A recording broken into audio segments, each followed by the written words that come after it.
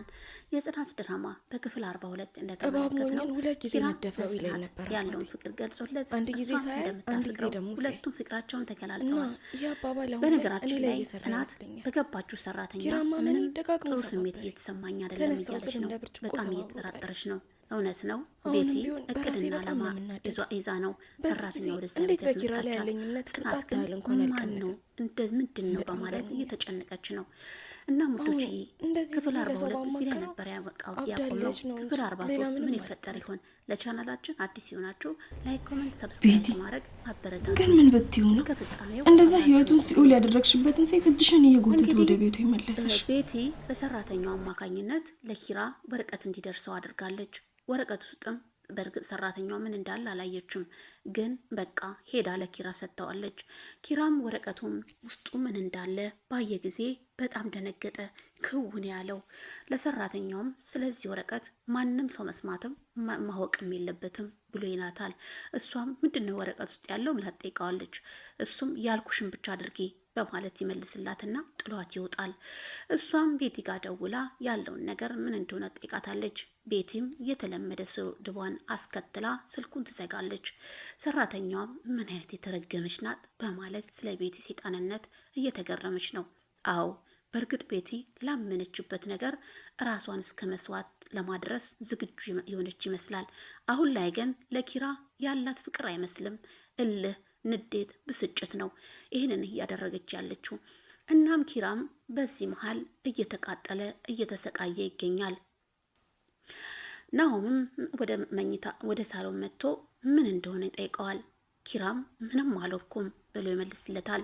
ናሆምም የሆነ ነገርማ ሆነሃል፣ ምን ተፈጠረ ብሎ ይመልስለታል። አረ ምንም አልተፈጠረም፣ እባክህ ወይም ብቻዬን መሆን አልችልም በማለትም ጥሎት ወደ ደረጃ ይወርዳል። ደረጃ ስርም ተቀምጦ ምህሩን ያገኛታል። ከምህሩም ከደረጃው ስር ተቀምጦ ድንገት ትመጣለች። እሱም ምህሩ ከአንቺ ውጭ ማምን የለም፣ ጽናትን እንደማትጎጃት አውቃለሁ በማለት ይጠይቃታል። ምን ተፈጠረ? ምንድነው እሱ ደግሞ ድጋሚ ጽናትን ልትጎዳት ነው ብላ ትለዋለች። እሱም እባክሽ አንቺ ደግሞ የባሰ ጭንቀትና ሰቀቀናት ትክተችኝ በማለትም ጥሏት እንደደጋጋሚ ወደ ላይ ይወጣል። ጽናትም እዛ ለብቻዋ እየተብሰለሰለች ነው የምትገኘው። ምክንያቱም ኪራ የሆነ ነገር ሆኗል። ምንም ባይሆን ኖሮ እንደዚህ ባንድ አይለዋወጥም። በጣም ተጨንቃለች። ምን እየተፈጠረ ይሆን? ምን ሆኖ ይሆን የሚለው በጣም ጭንቀት ይዟታል። እየተጨነቀችም ትገኛለች። እንግዲህ ቤቲ እንደለመደችው ማንም የለም ብላ ወደ ግቢ መታለች። ከሰራተኛዋም ጋር ቆማ እያወሩ ይገኛሉ። ስለ ሰራተኛዋ የተነሳችበትን ያለችበትን ሁሉን ነገር አበሻቅጣ እየተናገረቻት ነው።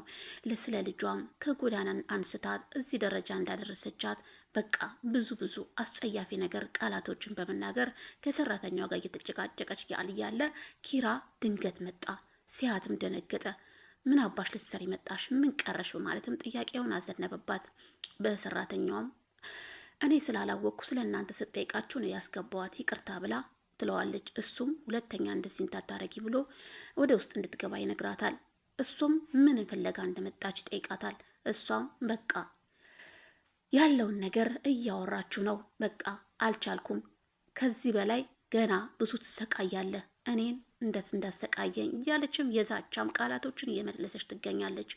ኪራን በዚህ መሃል በጣም ተናዷል። ውጪ ብሎ ከዛ ከግቢውም ሊያባራት ሞክሯል። እሷም እንደለመድከው ወርውረ ልታባረኝ ነው ብላ ትለዋለች። እሱም አረ በፍጹም ወስጄ ቱቦ ውስጥ ነው መከትሽ እያላት ነው። በስተመጨረሻም አንድ ቃላት ተናገረች። እሱም የጽናት ገላ ቀይ ነው ብላ ትለዋለች። እሱም እሷ እንዳረገችው ገብቶታልና ድንገት ሳያስበው በጥፊ መታት። እሷም ሁለተኛ እጅን እኔ ላይ ብታነሳ ከዚህ በላይ ትሰቃያለ በማለት አሁንም ዛቻዋን እንደቀጠለች ነው። እያስፈራራችም ነው። ከዚህ በኋላም እንግዲህ እሷ ከቤት ከወጣች በኋላ ድጋሜ ደውላ እንዲገናኙ ቀጥረዋለች። እሱም የተቀጠረበት ቦታ ሄዷል። የተቀጠረበትን ቦታ ደርሶ እሷም ሰዓቷን ጠብቃ መታለች። ስትስበውም ጉንጩን ጠረገ። እሷም ለምን በበረኪና ትታጠበውም በማለትም ትመልስለታለች። አሁን ለምን እንደፈለግሽ ቀጥታ ነገር ብሎ ይላታል። እናም ታውቃለህ እኔ ላንተ ያለኝ ፍቅር ድሮ ገና አልቋል በማለትም አሁን ላይ ለእልህና ለብስጭት ለንዴት እንደሆነ ይህንን ድርጊት የምትፈጽመው ግልጽ ነው። ጽናትንም ለመበቀል ነው የተነሳችው። ምክንያቱም ፍቅሬን የቀማችኝ ፍቅሬን እንደዚህ ያደረገችው እሷ ናት ብላ ስለምታስብ ነው። በእርግጥ ምናልባት ኪራ ከድሮም ላያፈቅራት ላይወዳት ይችላል። ምናልባት ወይም ደግሞ አፍቅሯትም ሊሆን ይችላል። ጽናት ምንም ስህተት የለባትም እዚህ ጋር ብዬ አምናለሁ።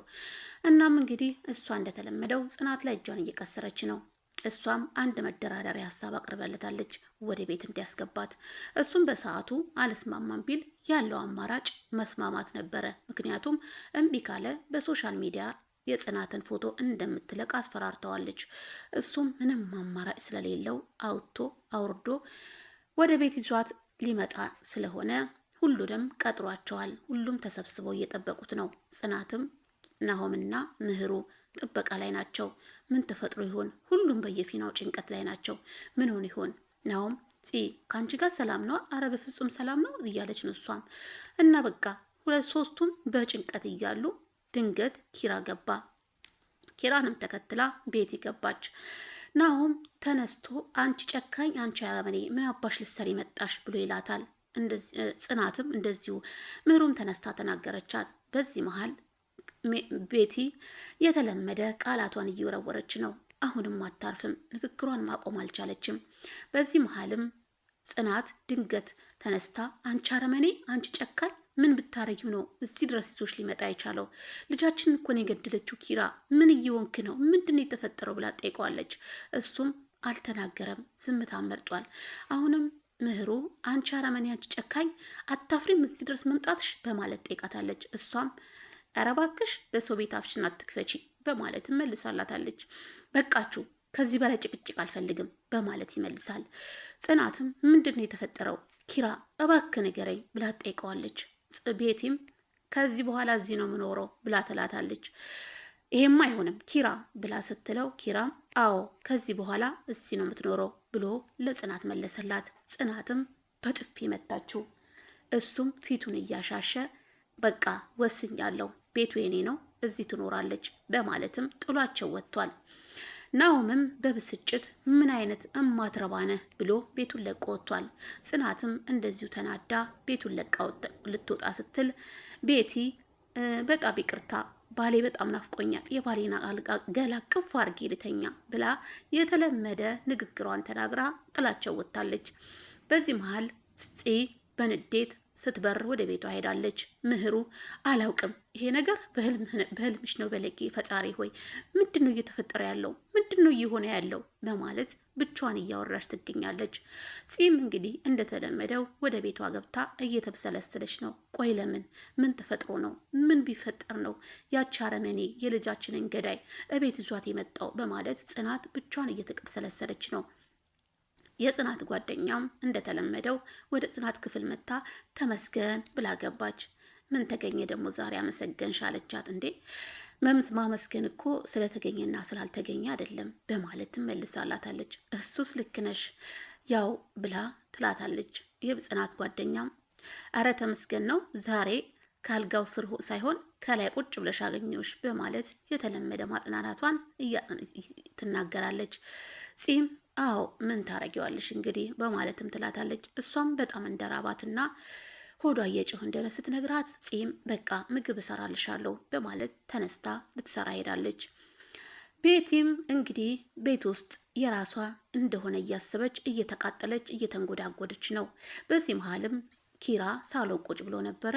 ወደ እሱ በመሄድም ቁጭ ብላ እሱ በሀሳብ ጭምልምጥ ብሏል። የት እንደሄደም አይታወቅም። በቃ የሚሰራው ስራ ስህተት እንደሆነ ምን ማድረግ እንዳለበት እንዴት እንደሚወጣ ከዚህ ነገር እያሰበ ይመስላል። ብትጠራው አይሰማም። ነካ ስታደርገው ደነገጠ። እሷ ምን እያሰብክ ነው? ምንድን ነው? ና ወደ እኔ ጠጋ በለኝ ትለዋለች። እሱም እንዳታስቢው በማለት ይላታል።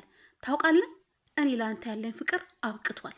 አሁን ላይ እኔ አንተን ማሰቃየት በቀል ነው የምፈልገው በማለትም በንዴት ትናገራለች። ከዛም እሷ ድጋሜ እግሬን ሻኝ ትለዋለች። ምን ብሎ ይላታል። አዎ እግሬን እንድታሻኝ ፈልጋለሁ ብላ ትመልስለታለች። እሱም ሶስተኛ እግር እንዲኖርሽ ካልፈለግሽ አላት። ማለት ምን ማለት ነው ብላ ትለዋለች። እሰብርልሻለሁ፣ ስብርብር አርጌ የዶሮ ጠባቂ ነው ማረግሽ በማለትም ከሳሎን ጥሏት ሄዷል። እሷም እየተቃጠለች ትገኛለች። በጣም ተናዳለች። እያበደች ነው። እሰራልሻለሁ ብላ እየጮች ነው። ሰራተኛዋም ድንገት ሮጣ አቤት እቴ ቤቲ ጠራሽኝ አለቻት። ቤቲ እንዳትኝ ያላልኩሽም አለቻት። እሺ ቅርታ እቴ ምን ነው አለቻት። ማን ጠራሽ ብላ አሁንም እየጮች ነው። ሰራተኛዋም አይ ስትይ እኮ ተሳስተሽ እንዳይሆን ብዬ ነው አለች። ቤቲም የዚችን ማትረባስ ደግመሽ ጠራሽብኝ ብላ ትላታለች። አይ እቴ ብላ ትላለች። ቤቲም እንደተለመደው ሰራተኛዋን ከፍ ዝቅ እያደረገች እያበሻቀጠቻት ነው። የተገኘሽበት ጎዳና መልሼ እንዳልጥልሽ፣ ጭንቅላቱ ያበጠ ልጅሽ ላይ ነጠላ ደረበሽ ልበናሽ እንዳትሄጂ እያለቻትም ከፍ ዝቅ አርጋ እየሰደበቻት ነው። ሰራተኛውም እባክሽ ቤቲ እንደዚህ አትናገሪ፣ ገና አልወልደሽ አልጨረሽም፣ ሴት ልጅ ነሽ፣ ይሄ ደግሞ እግዚአብሔር ነው ያመጣው እኔ አይደለሁም፣ በልጄ እባክሽ አትናገሪ ብላ እየለመነቻት ነው። ቤቲም በንዴት ስልኩን እላዋ ላይ ወርውራባት ሰራተኛዋ ቤቱን ጥላ ወጥታለች። ኪችንም ቆማ ወደ ፈጣሪዋ እየጸለየች ነው። አውቃለሁ እንደማትሰማኝ ኃጢአቴ በስቷል፣ በደሌ በስቷል።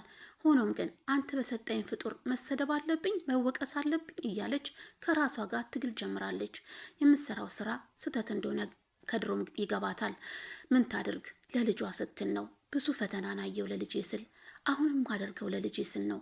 አምላኬ እባክህ በእኔ ፈተና ልጄን አትቅጣው እያለች እያለቀሰች ሳለ ፂድ ድንገት መጣች። ልጄ ስትሰማው አለቻት። አይ ብላ እንደተለመደው ደነገጠች፣ ተርበተበተች።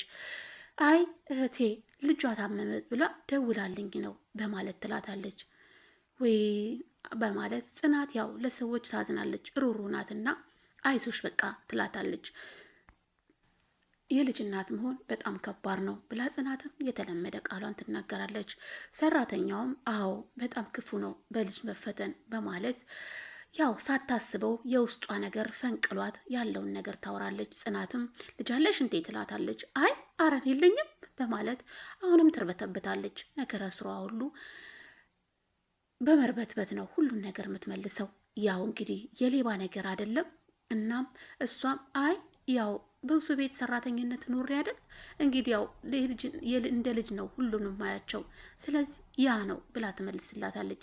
ጽናትም አይ አንቺ ሳትወልጂ እንደዚህ ሆንሽ ብትወልጅማ ብላ የእሷ ያለፈውን ታሪክ ትነግራታለች። ቤቲ እንደዚህ እንዳረገቻት ልጇ እንዳሳጠቻት፣ አሁንም ደግሞ ፍቅሯን ልታሳጣት እንደመጣች፣ አሁን ኪራን ምን አድርጋው እንደሆነ በምን ምክንያት ይዟት እንደመጣ ለሰራተኛዋ እየነገረቻት ነው። ሰራተኛዋም ልጅሽን አንቺን እሷ ናት የገደለችው ብላ ትላታለች። እናም ኪራ ቁርስ በልቷል? ኪራ ወዴት ሄደ ትላታለች። አላቅም እሳት ጎርሶን የወጣው ብላ ትላታለች። እውነት እሳተ ጎመራ ቤት አስቀምጦ እንዴት እሳት አይለብስ ብላ ትላታለች። ቁርስም አልበላም እራትም አልበላም፣ እኔ እሰራለሁ ምን ማድረግ አለብኝ?